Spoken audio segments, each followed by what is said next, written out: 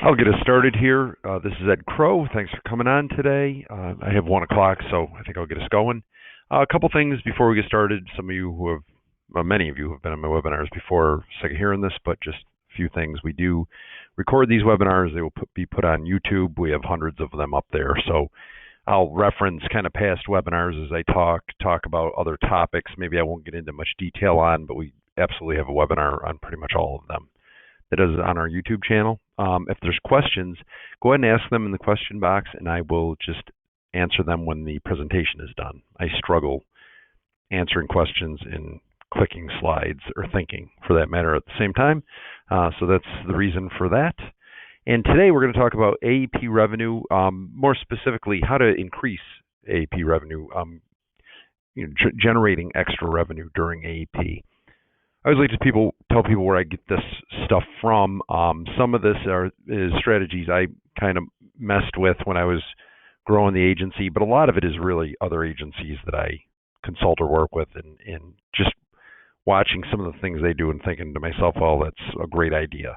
So I try to, like anything else, try to take the little bits and pieces, consolidate it into information that hopefully will be helpful for you today.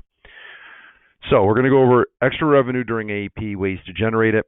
Couple obvious ones, but I'll give you a couple stats that will surprise you. HRAs, obviously health risk assessments, is a really quick and easy way. Talk about the good, better, best strategy.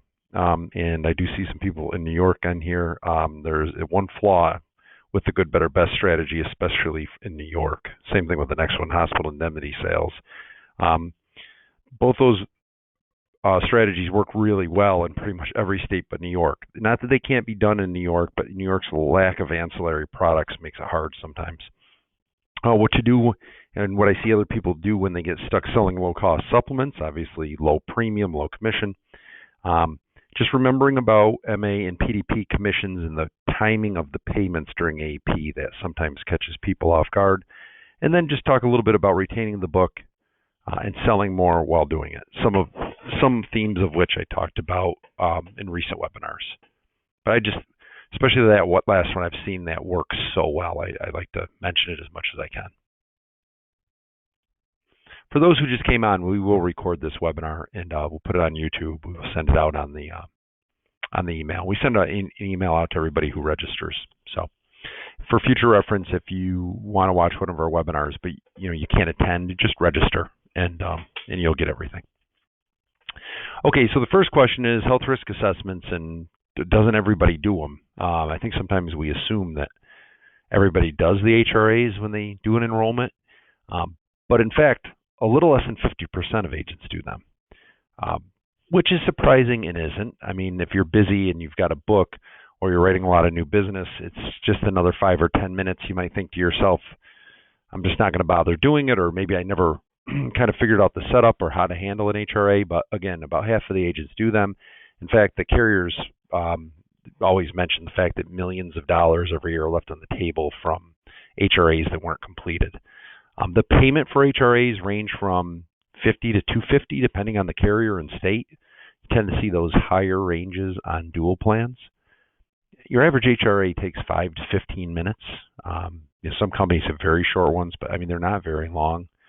And if you really think about it, like an example, you write 60 new MA apps, and let's say you're tend to be writing a company with a $75 HRA. I mean, it's an extra $4,500. You might as well take it because for the amount of time it takes to do it, and you're there anyway, you're talking to them anyway, might as well do the HRA and get the money. Of course, if you're selling duals and not doing HRAs, that's double that amount basically that you're leaving on the table when you're writing plans.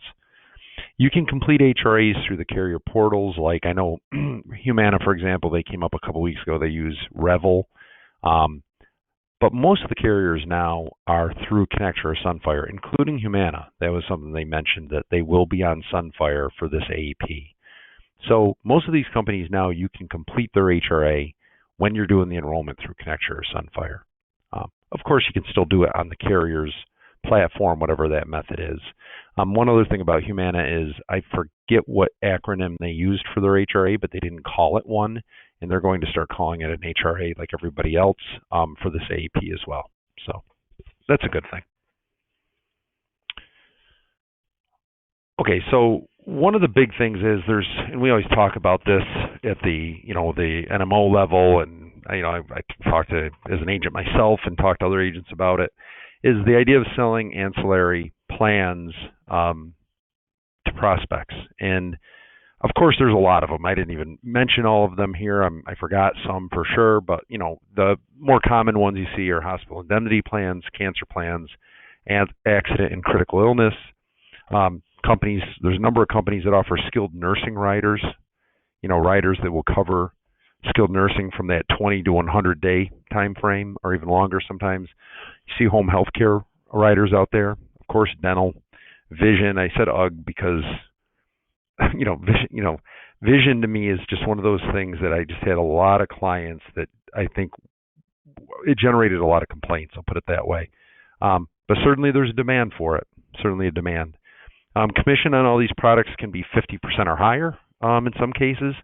And so if you really think about it, in your daily routine or during AEP, when you're meeting, selling clients, renewing clients, there are a lot of agencies out there in the country that they will, on average, get an extra $75 of ancillary premium per case when they're selling.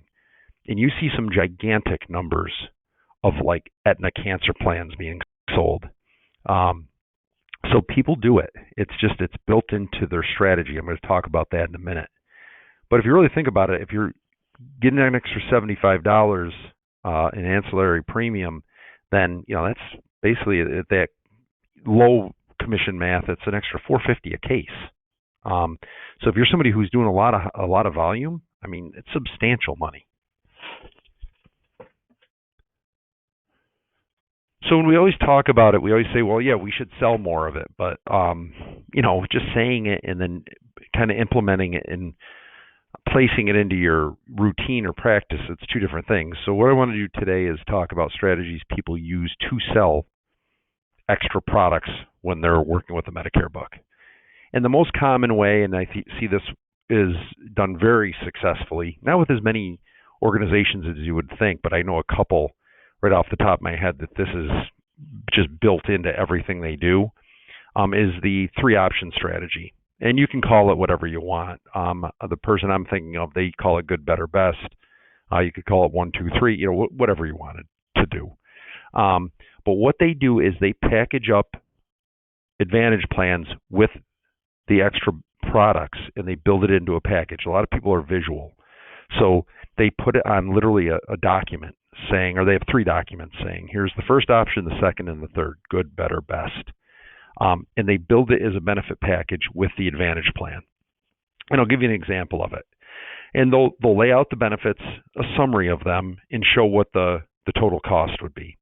So like the good package, for example, might be simply an Advantage plan with a cancer plan. That might be the good. The better option would be an Advantage plan with cancer, hospital indemnity, and critical illness built in. And they show what the cost is and the benefits of doing so. And then you'd have a best option. And that might be Advantage with cancer, hospital indemnity, critical illness, home health care, skilled nursing. Yeah, I'm talking about Advantage plans right now, so that's why I didn't put dental in there. A lot of, obviously, Advantage plans have dental, but you certainly could put additional dental in. And what you put in your good, better, or best package really is up to you. This is just an example of it.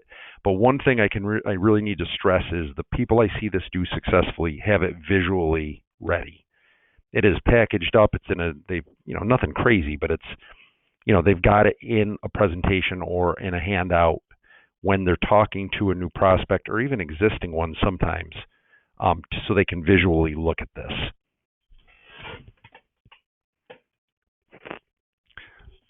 So again, make the combination whatever you want. I know a lot of these agencies consider cancer and hospital indemnity to be the base offering, so it's almost built into their sales strategy and kind of imprinted in their brains that everybody should have a cancer and hospital indemnity plan. Again, opinions will vary on that. You'll decide what's more important to you. So when somebody offers the good, better, best, I'm assuming everybody can guess which option the majority of the people will go with, and that is the middle one. If you're thinking they take the least, that isn't the case. It's a psychology thing, And when you offer somebody three options, one being the least expensive, one being the most expensive, they're going to take the one in the middle. And in fact, the groups that I have talked with about this over the years, 80% of the time, the people take the middle option. So this strategy really works best with new prospects. And it can also work with existing clients. But the reason it works best with new ones is because when they're getting on Medicare for the first time, you're showing them that option for the first time. It's a little harder to go to an existing client on a zero premium plan and suddenly throw out three premium options. So it can be done and it works with existing clients, but it's really effective with new ones.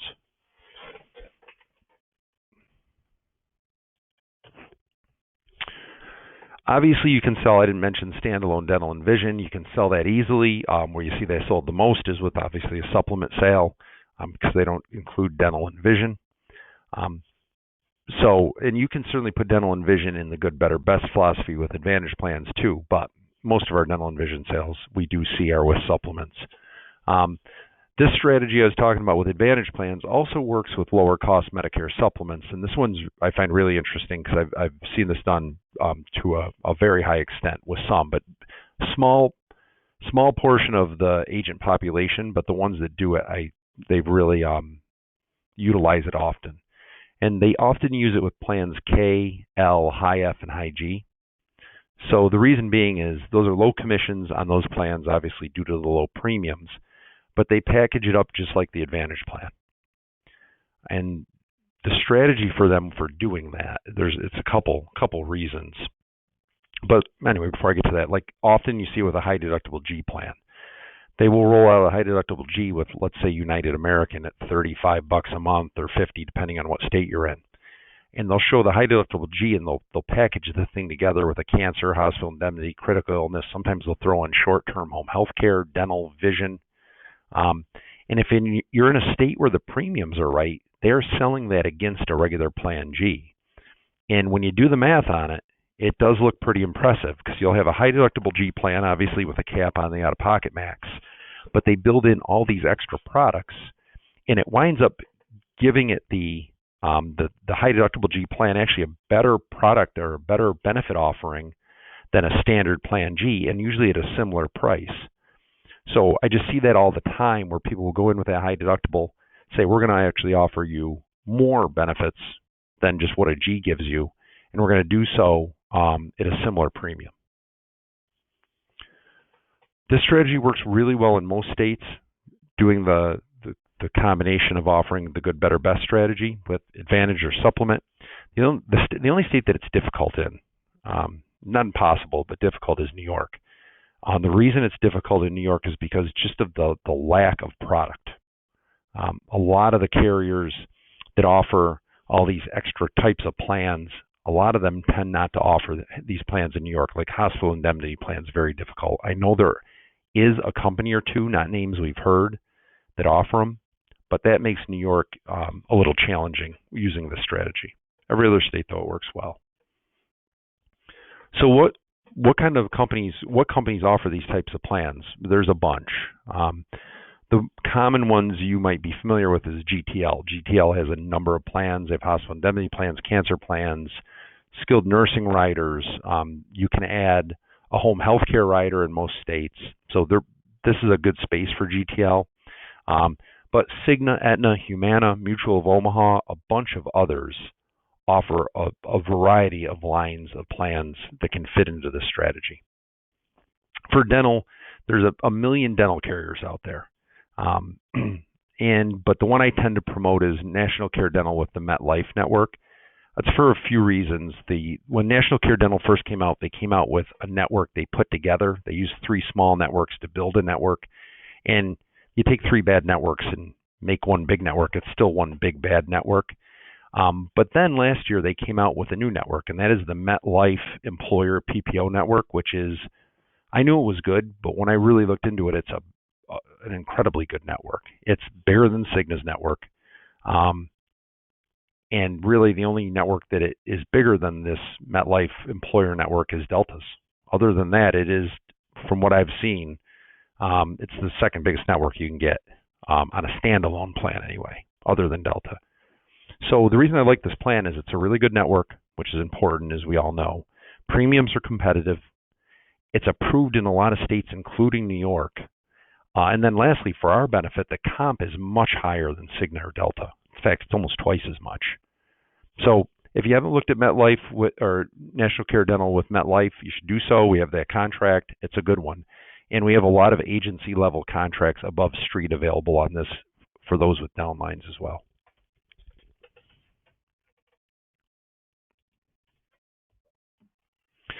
Just talk about commissions for a minute. Most of you probably remember this or are familiar with it, but just keep in mind for budgeting purposes, when you write AEP business, it doesn't pay out during AEP. It's not like the usual, you write a plan with somebody and it's 3 months before the effective date and you get paid in 2 weeks. During AEP, the carriers aren't allowed to pay out in January or during AEP. They have to pay it out in January. Most of them do pay in January. Some pay a little later than that. But this rule is not applicable to business with October, November, and December effective dates. So that's kind of the misconception sometimes. If you're using the AEP election, then you're not getting paid till January. But if you're writing a T65, for example, for an October 1, November, or December 1, you're going to get paid like normal, like you normally would get paid. The only exception to this is for those who are above street level receiving overrides. Most carriers do pay overrides during AEP written business, so they'll still pay the overrides in most cases. Also keep in mind this not paying till January is only applicable to CMS products, so MA and PDP. It's not applicable to Med Supps and ancillary products. They all just pay like normal, even though it's AEP. Really, which makes it another important reason to sell extra lines of business, especially for somebody who wants to maintain revenue during the 3-month AEP period.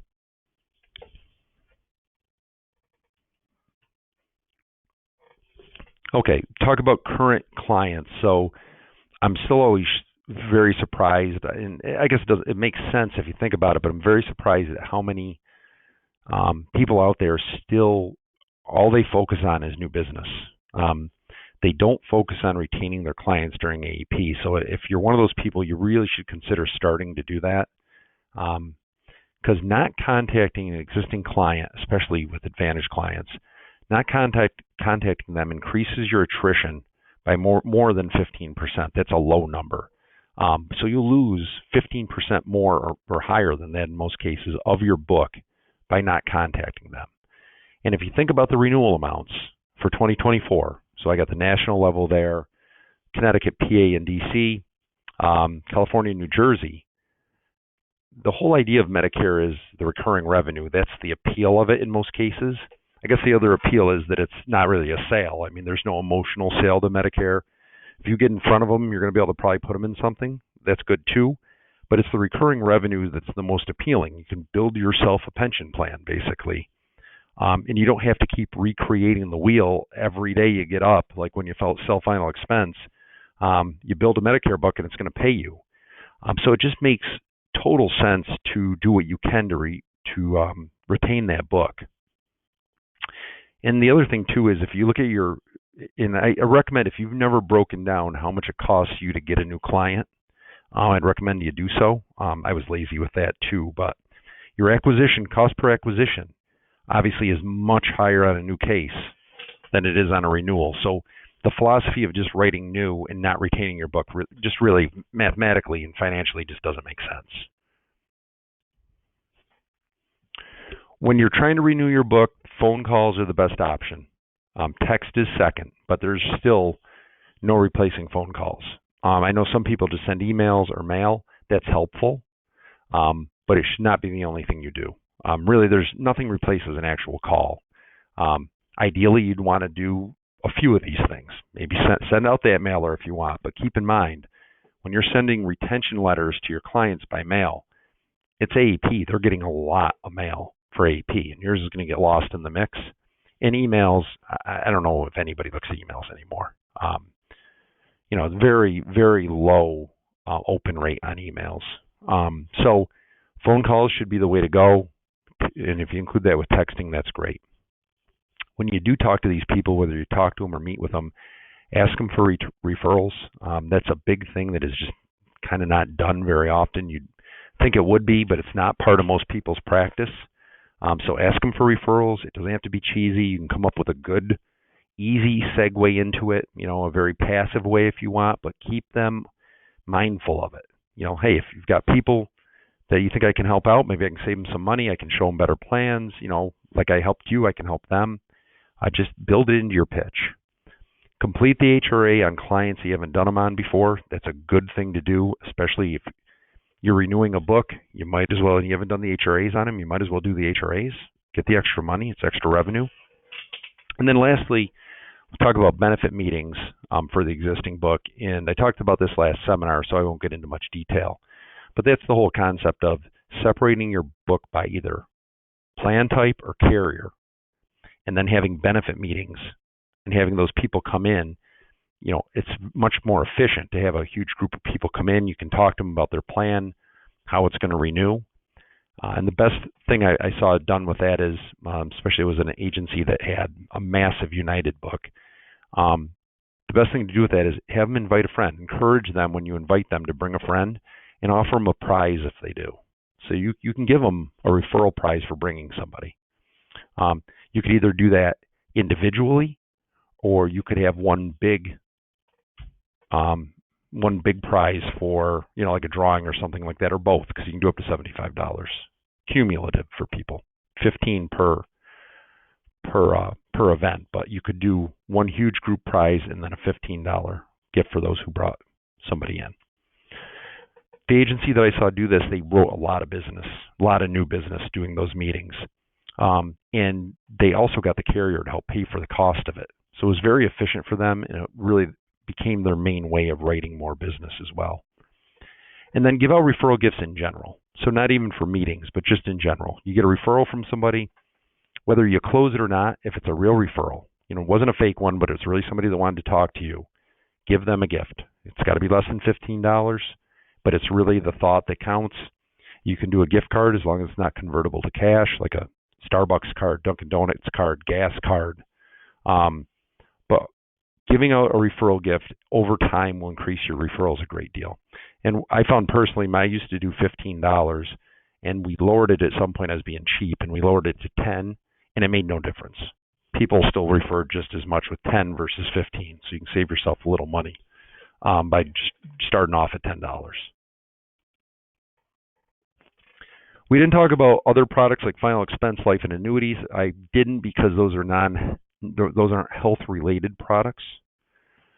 So the idea with those is you can't write those products at that same meeting. People always say, well, you can't mention them. You actually can. You can mention that you offer those services. You just can't get into any detail or get into a sales pitch when doing that. But you certainly could say that you do offer them, but you would need to set up then a separate meeting to talk about the details. And quite frankly, I know very few people that could even sell an annuity at a Medicare meeting, even if they wanted to. It's really a separate meeting. And just one kind of off thing, I used to sell a fair amount of annuities, and I learned from people that sell a lot more than I ever did. If you're selling annuities, it is best to sell the concept of the annuity, like what it does for them, versus just saying the word annuity, annuity, annuity. Sell the concept, not the product.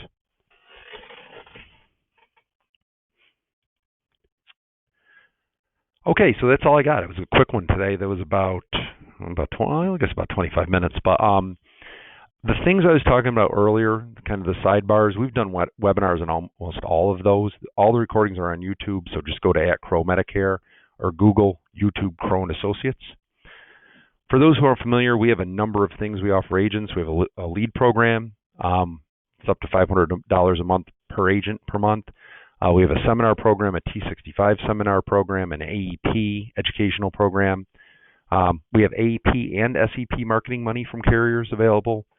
With us, you have access to Connecture, Sunfire, Medicare Bot. We will make free websites if you don't have one. And we have a lot of other things, too. I'm not going to make you hang on with all the details for now, but just wanted to mention it.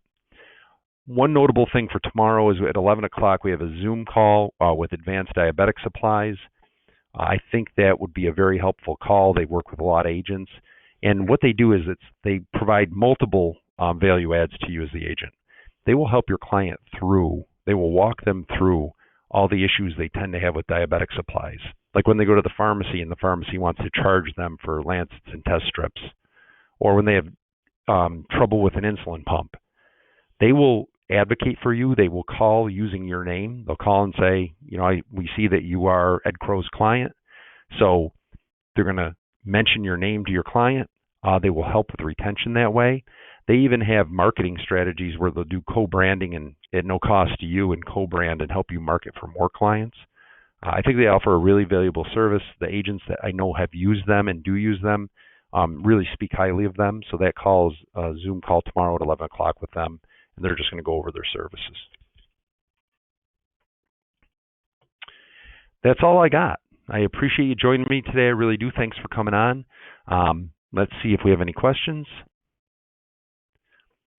Let's see. So somebody asked me, do agents whose bread and butter is life and annuities get involved with their toe in the water with ancillary products versus diving into the deep end with Medicare? Is it worth it? I think it is easier to sell extra. I'll answer your question. I think it's easier to sell ancillary products with Medicare than it is for a life or annuity agent to do so. I just think the transition's a little more awkward when it's a life and or annuity sale. It's not impossible, but I think it goes much better with Medicare. So I guess if your question is, how can I sell more ancillary products? I think it's learning selling Medicare and then writing the ancillary is part of that presentation with the Medicare sale. Hopefully that answered your question for you. Let's see if I got anything else here. Well, so far that is our only question. All right. Well, if there's no other questions, then I'll let you go for the day. Please, feel free to join us tomorrow at 11 o'clock. And also a reminder that we do our agency Zoom meetings at 11 o'clock, usually on Tuesdays. And those meetings are a little different. I usually just do some quick updates of things that are affecting us as agents, products, reminders, that kind of thing. And then we have a back and forth dialogue. So we open it to questions, people talk. I think it's a very useful meeting. So I'll be on the lookout for those invites as well. Other than that, thank you so much for coming on today, and I hope everybody has a great day.